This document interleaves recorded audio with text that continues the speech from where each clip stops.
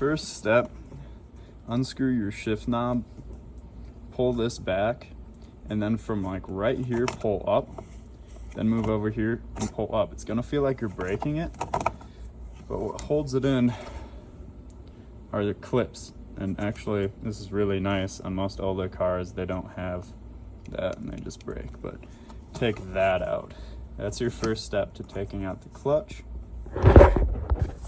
Once you have the center console out, those little red tabs keep in your parking brake boot. So you want to take a skinny little flathead screwdriver and like pop those loose here and lift this up. There's one back here, so you gotta like pop those out and then remove that. See what it looks like when it's done. Okay, to take these out, you actually don't even need a screwdriver. I like how there's a Mazda logo on there, because even though it's a Fiat, most of it is just Miata parts. All you do is you pull this one up, and on the back one, it seems tricky, but where it slots in, right in that little square, just come up under it and just push, and it'll pop right out. Then you can slide that off. And there's a weird little hook. What is this, like a just brazed on there, random hook. All right, maybe that stop. Oh, that's what stops it. Okay. Okay, next remove these two screws. That's it. There's just Phillips head, two screws, and that's primarily what holds this whole thing in. It looks like there would be something there, but there's not. Then you go to the back and you pull on each side evenly, one hand on each, pull it up firmly. It's gonna feel like it's gonna break, but it's not. It'll pop out. Then you can take out the rest of your center console. Unscrew the bolts here, here, and here. There's gonna be 4 of them. And that's gonna allow you to move your shifter upwards. Because it's not like an older muscle car or Jeep where like you just unscrew the knob and the transmission will drop down with it. It's actually screwed on here, so you have to take this off. And then once you do have these bolts on, there's actually like a nice seal. Like there might be, I don't know, like some silicone, some weird rubber here that actually seals it to the metal down here. So I just took a Phillips screwdriver and just like gently pried it up. But I mean, I guess I don't really have to be gentle. And then once you got that off, pull up your shift boot.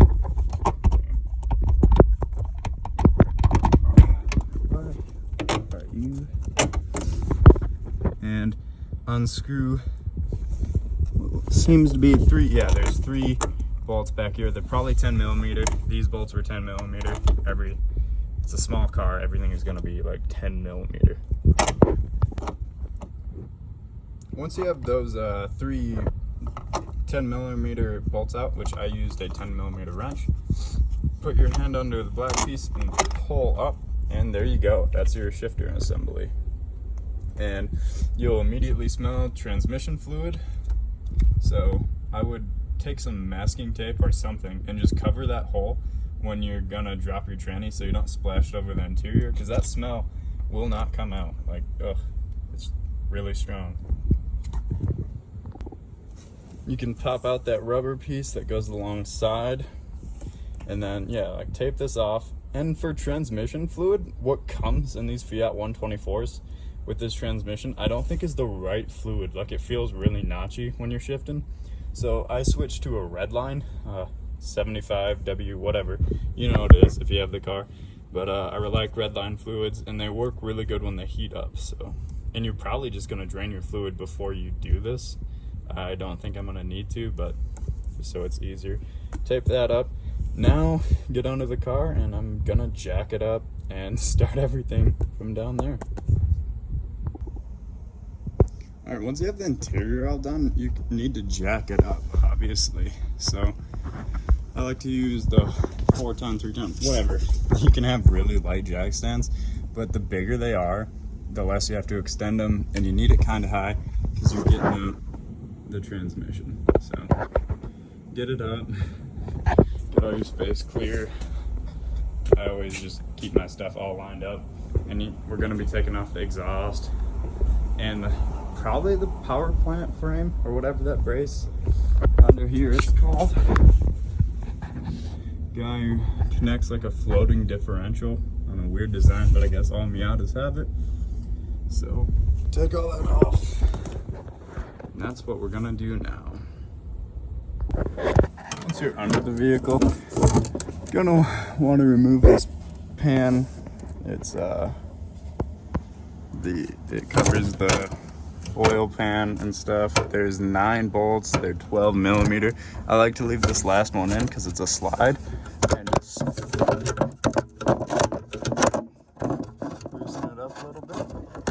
You can slide it right out. Now you have full access to your exhaust, and there's your oil pan, and that's that. Yeah, wow, this is routed. I don't know if I'll need to remove. Yeah, no, I'm just gonna remove the exhaust. I feel like it'll make it easier to move stuff around. All right. The transmission brace, which really isn't even a brace, it's just a rigidity brace, has 4 12 millimeter bolts in it, super easy to take out. The butterfly brace is also super easy to take out. It's 4 12 millimeters. Everything under here that are covers are 12 millimeter. Both the front and the rear bolts, flange bolts on the transmission or on the exhaust are 14 millimeter. And I live in Nevada, so it came off extremely easy. Well, broke free extremely easy. But if you were in, like, I don't know, the East Coast, I would spray that with penetrating fluid like a day or two before. Well, the exhaust is like super easy to take out. It's just 4 bolts in the exhaust hanger, and it just comes out. It's basically like straight piped. It's super light and super small. Wow, look at this thing. It's just no oxygen sensors or anything. You just have this, otherwise it's just straight. And then just your like resonator or muffler thing here, which, I mean, if you, this would be like the easiest car ever to put a performance exhaust on. You could just weld your one up yourself. Cool. The only thing that like happened are some of the studs came out, like one came out on the back and one came out on the front of it. So that is like something to be aware of. Just use a ratchet. Don't use an electric impact. And that's how easy that is. The next bolts you're gonna remove are the power plant ones. And they're either a 13/16 or a 21 millimeter. So pretty easy. 2 here, 2 here. And it looks like just 2 back here. I don't even know if you realistically need to take these 2 off, because it looks like you could just access the drive shaft here and just take these 2, maybe like hang it out of the way. But it's so easy, like working on this car, why not? So that's next. Okay, there's an exhaust bracket connecting the transmission. There's, I'm not talking. There are 3 bolts. They're 13 millimeters. They attach the exhaust to the transmission with this exhaust bracket, so you need to take that off. Alright, you got some like external slave cylinder bolts. You got 2 10 millimeters and 2 13s. That's what I can see right here. Yep. So you gotta take those off. And then up on this bracket, it looks like you have either a 12 or a 13 up there. That bolt up there that holds the slave cylinder line, that is actually a 12 millimeter, and you get it out with a wrench. Once you have the exhaust out, the power plant frame, the drive shaft, what you're gonna wanna do is you're gonna need to support your tranny somehow. But while it's supported, barely see, you're gonna start wanting to disconnect all the linkages. So there's your slave cylinder bracket that doesn't really do anything, your upper slave cylinder bracket here, your exhaust manifold, they're all like 13. This upper one's a 12. But you want to disconnect anything that attaches to the transmission so you can drop it. So now we're gonna disconnect that and feel around for any other lines, and then draw out the transmission bell housing. Just take a look at it and, you know, like, figure out where each bolt goes. I'll draw it up when I'm done, when I take it out, so you can see it. But on the process of dropping it, which is that.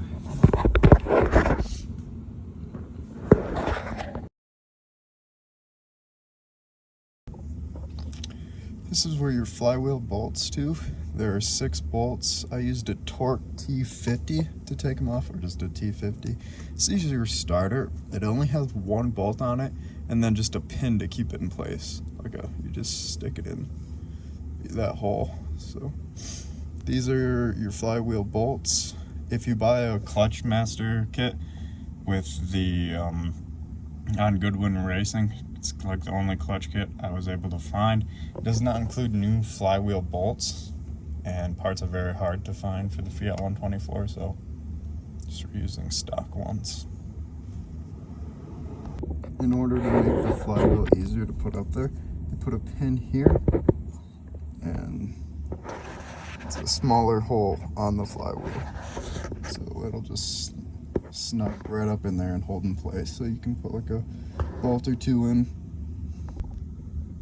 Alright, putting on the flywheel, this Clutch Master lightweight 11-pound one is kind of difficult. It's such a tight tolerance fit that it's not just gonna thunk in there, and you're not gonna push it or like torque it down with your hands and just like have it sink in. It's just gonna go on barely a sliver, and that gives you and then while it's on there, it'll hold itself, but just like keep a hand ready. Even though it's only a couple pounds, you don't want it to fall on you.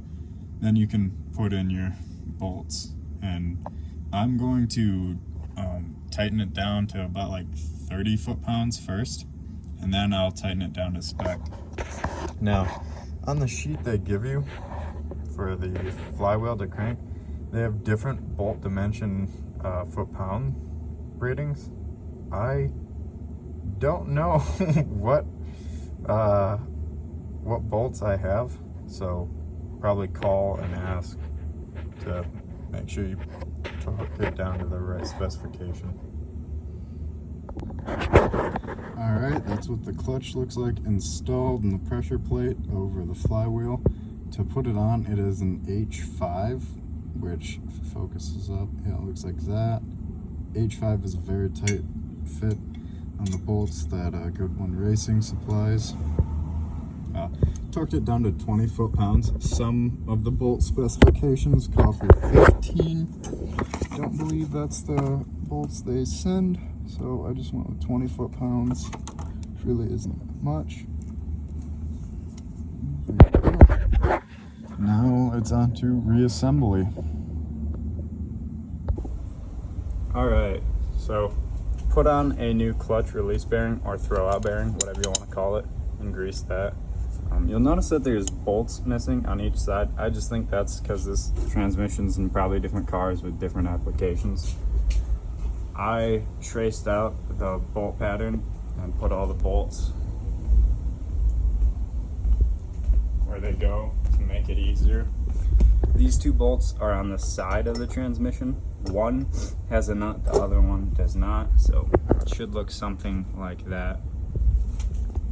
There's 9 or 10 bolts in total, so you have, just to make it easier, because this was one of the harder parts, there's no information online, and I'll trace it out one more time and take a picture of it and post it so it's easy to reference. You have 2 large bolts up top with 1 sneaky bolt on the passenger side. It's skinny and super long, so you're going to want to make sure you got that out. 2 large bolts on the bottom, then a bolt through here, bolt through here, a bolt through here, bolt on the edge of this square. Remember that sneaky bolt. And then you come down here. This is your side. This is your side bolts. Obviously, they're too big. One has a nut. I believe this one just threads in, or it's the other way around. And then this guy, and yeah, that's it. The 2 bottom ones. So really, not that hard. Throwout bearing, I believe, is the same as the MD Miata. Had to order it from the dealership. Everywhere I looked, every Napa, AutoZone, O'Reilly's did not carry it. And if I asked for the ND Sport, like 2015 or whatever, clutch release bearing, they didn't have that either. It says like made in Japan, even though it comes from Mopar. Obviously, cars share everything. Everybody knows about that. But yeah. So before you do it, I would order one of these. And mine was completely bad, so it does wear.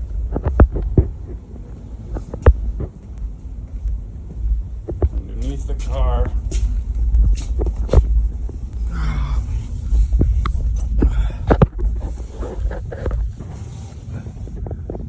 Everything's in. Couldn't get exact torque specs. Probably really should call and double check, but the clutch comes with new clutch bolts, which are a hex instead of a Torx. I'll show you the old Torx ones and what you need to take them out. Flywheel does not come with new flywheel bolts, which is super lame, but yeah. And I imagine finding the flywheel bolts is probably the same as finding the clutch release bearing. Probably going to be kind of hard. So before you start the job, I would get new flywheel bolts and the clutch release bearing.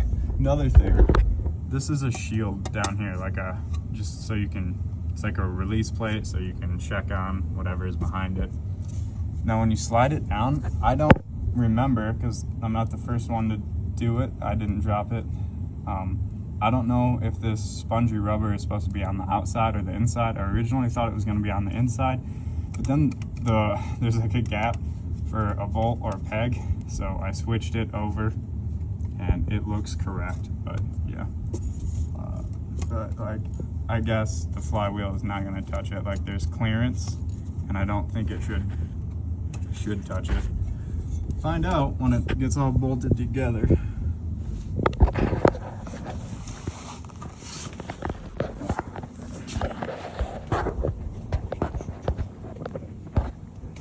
These are the original clutch bolts. They're a hex. I think they're like a Torx 50 or something. You'll see a fit. I never get an exact fit with Torx. Like, I don't understand. Even if you have metric or imperial, or even there's like Torx Plus bolts, they never seem to fit perfectly tight. So that's really annoying. Glad they changed them to hex, but once again, it's not also my favorite. To install it, gonna have help. Me and my dad are gonna do it, because just the lines on top is the hardest part. Like, you gotta keep it out in an angle for a second and get off all the lines, or attach the lines. It's something I didn't go over because, well, it's kind of hard, but the lines are held in place with those plastic tabs that expand after they're through a hole. So I just pinched them and tore them up, not too concerned about it. And then the actual slave cylinder lines themselves, these hardened steel are clamped down with plastic clamps, and they're extraordinarily strong. So like, you have to like put a lot of grip on it, but you obviously don't want to bend the lines or break them. So it's difficult. That's the most difficult part of this whole transmission job, just the lines on top. I think I understand why they did it. Like, if you have your slave cylinder lines on the side of the transmission, maybe when you go to a track day or driving whatever, you hit something, it's not gonna throw a rock into the side of, say, like some transmission lines here, so then you'd lose your clutch, everything. I think they put them on the top to do that. And there's a plug here that you need to unplug. You need to like get under it. There's a little clamp thing you know how these plastic guys work. And then there's one back here. And this was the plastic clamp holding down the lines. Simple design, you just push it in there, but really hard to get out. Like you need to like put something in there and pry it out and get it. And then this plastic guy should have 2 long tabs that are like stuck in a taped wire. Like they taped the wire around the tabs. So I just snipped it. And when I remount it, I'll just, I don't know, if everything seems really tight in place, I'll leave it alone. If not, I'll just re-tape it down to the bracket itself. Yep. So that's the only bracket on the top of the trans. And the lines are ran through these as well. So they like don't come out well at all. You like push down. It's like a zip tie, if that makes any sense. See how it's pushed down?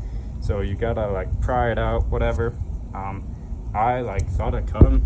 Yeah, I cut them, and then it just worked. And then I pushed it down just to double check that they'd work again. And they're in there, so I'm gonna try to pry it out so I can put the lines in them and zip tie them down again. Not my favorite design. Really would have just liked to see a plastic latch, but you know, that's really nitpicky, whatever. The transmission, I weighed it, and I weighed it on like just a normal health scale, if that makes any sense. One of these glass ones. Just picked it up with your weight, and it wasn't that accurate, so then I put it on the wooden board still. Like the scale doesn't even recognize that board. I'm pretty sure this is fully drained. Like we spilled a lot out, and we're getting 99 pounds, which I think maybe it's more like 87, whatever, who knows. I don't have like a proper scale for this, but my guess is that weight is close. Like it's a beefier trans than the ND Miata, and I think for good reason. The ND Miata has a lot of trans issues. I know it's like a second to third, whatever, but it's like really thin and light, and you know, if there's only a 25-pound difference, I'd rather have the reliability, and the weight is way down low. Like, yeah, you know, that's more center of gravity for you. You want your weight as low as possible. So I really wouldn't be too concerned about like shaving off any of this structure for weight savings or anything. I would leave that. Catches air, it's reinforcement, keeps it stronger. The people who designed this and built this are a lot smarter, most likely, than you or I. So, easy top access. Seems like a good trans. It's in the ND, it can hold more power. And if you have, or it's in the NC. And if you have an ND, they actually make a kit on Flying Miata that has an adapter so you can bolt up, not this trans, the Fiat 124 has a different belt housing pattern, which is weird because I mean, you can't really take the belt housing off of these. They're just in there. But the NC, you can take that transmission and then you can get an adapter and you can adapt that up to your clutch and stuff on your ND because the clutches are different. So, hey, there's that.